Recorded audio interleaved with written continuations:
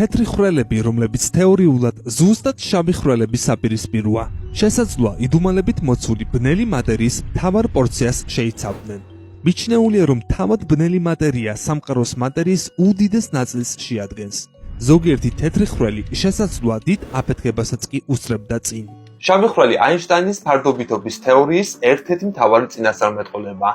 ამ თეორიის კიდევ ერთი პროგნოზი თეთრი ხვრელია, ობიექტი ზუსტად შავი ხვრელის საწინააღმდეგო თვისებებით. თუკი არაფერს შეუძლია გაიქცეს შავი ხვრელის მოვლენათა ჰორიზონტს, მაშინ არაფერს შეუძლია შევიდეს თეთრი ხვრელის მოვლენათა ჰორიზონტში. შავი ხვრელების გრავიტაცია იმდენად დიდია, რომ მისგან გაქცევა სამყაროს ყველაზე სწრაფ რამეს, სინათლესაც კი არ ძალუძს.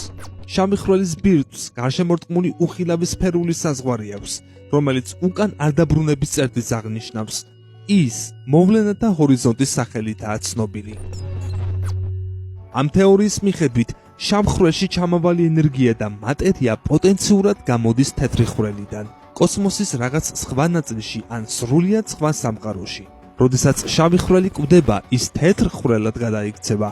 1970-იან წლებში თეორიულმა ფიზიკოსმა სტივენ ჰოკინგმა გამოთვალა, რომ რადიაციის გამოსხივების გამო შავი ხვრელები თანდათან უნდა ორთქლებოდნენ. შავი ხვრელები, რომლებიც უფრო მეტ მასას კარგავენ, ვიდრე იღებენ, საბოლოოდ გაქრობისთვის არიან განწირულნი.